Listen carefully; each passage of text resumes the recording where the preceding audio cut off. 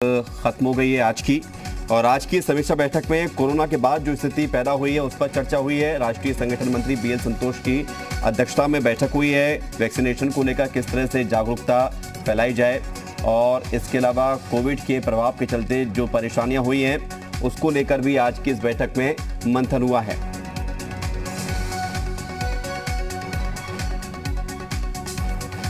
तो संगठन और सरकार के कामकाज का भी फीडबैक लिया गया है। कोरोना काल में जो स्थितियां सामने आई हैं उन स्थितियों से निपटने के लिए सरकार के द्वारा जो प्रयास किए गए और आगे जो किए जा रहे हैं उसको लेकर भी इस समीक्षा बैठक में बातचीत हुई है। सहमति बनी है कि सेवा ही जो सप्ताह चलाया जा रहा है और सेवा ही संगठन का जो सप्ताह है इस पर अभी काम आगे चलता रहेगा, यानी कि लोगों की सेवा के लिए किस तरह से संगठन और सरकार के द्वारा कामकाज किया जाए, आगे कितने लोगों को और शामिल किया जाए, कैसे लोगों तक राहत और उनकी मदद की जाए। इसके अलावा वैक्सीनेशन को लेकर किस तरह से लोगों को जागरूक किया जाए।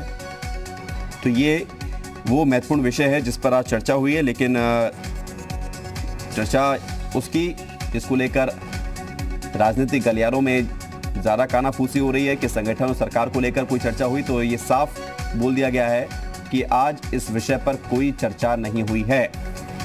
तो सरकार और संगठन में बदलाव, परिवर्तन, ऐसे जो तमाम सवाल तैर रहे हैं लखनऊ की राजनीतिक हवाओं में, उन सवालों के जवाब आज नहीं मिले क्योंकि आज इन विषयों पर कोई चर्चा नहीं हुई। आज सिर्फ कोविड के बाद की जो स्थिति है, अभी जो हालात बने हुए हैं, सरकार के द्वारा जो काम किए गए, बीजेपी के द्वारा जो प्रयास किए गए, उन सभी पर समीक्षा हुई है। और अब से कुछ देर बाद मुख्यमंत्री आवास पर बड़ी बैठक भी होने जा रही है। बीएल संतोष इसमें शामिल होंगे, प्रदेश अध्यक्ष स्वतंत्र देव सिंह शामिल होंगे इसमें, और पवन सिंह सेंगर हमारे साथ जुड़ रहे हैं जी मीडिया संवाददाता राजधानी लखनऊ से, जरा जानकारी के लिए। पवन, अभी बैठक के बाद ब्रीफिंग हुई, बताया गया कि कोविड के बाद की स्थिति को लेकर चर्चा हुई है, कैसे लोगों तक राहत पहुंचे इसको लेकर चर्चा हुई है, और अब से 1 घंटे बाद बैठक होने जा रही महत्वपूर्ण, इसको लेकर कोई जानकारी नहीं दी गई है। क्या अंदर से खबरें सामने आ रही हैं? बिल्कुल विवेक, देखिए आज की जो बैठक थी वो समाप्त हो गई है और ख़ास तौर से इसमें 4-5 पॉइंट्स बताए गए।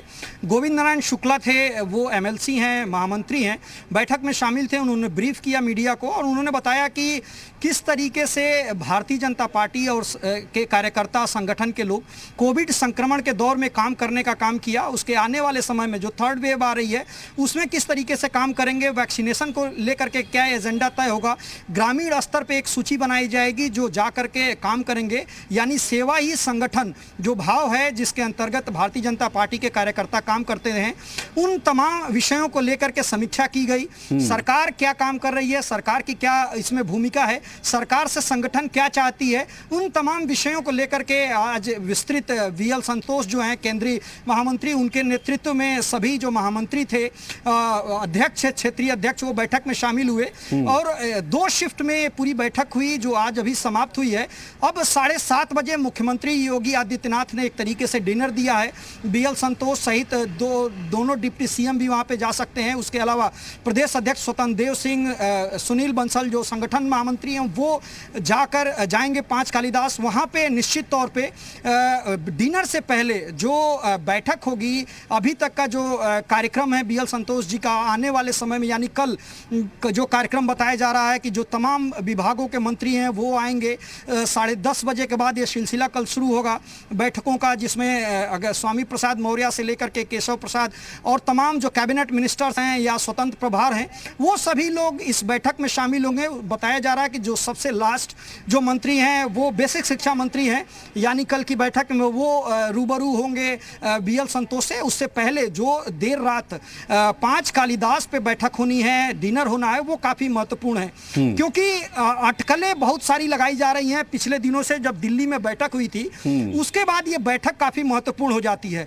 डायरेक्ट अगर संबंध देखा जाए विस्तार से तो इस बैठक का डायरेक्ट संबंध विस्तार से नहीं है, यानी इस बैठक के बाद कोई बहुत बड़ा फेरबदल आपको देखने को नहीं मिलेगा, लेकिन एक भूमिका इनडायरेक्ट वे में निश्चित तौर पे तैयार होगी कि किसने क्या किया, किसने क्या फीडबैक दिया, किसके बारे में क्या फीडबैक मिला और संगठन क्या चाहता था, इन लोगों ने क्या काम किया, वो आने वाले समय में उसकी रूपरेखा तैयार होगी। उसके हिसाब से हो सकता है कि जब संगठन में फेरबदल हो या सत्ता में जब फेरबदल हो तो उसको इसकी भूमिका देखी जाए या रिपोर्ट का जो आकलन है वो उसमें देखा जाए। बिल्कुल पवन, यानी कि अभी तो केवल फीडबैक लिया जा रहा है और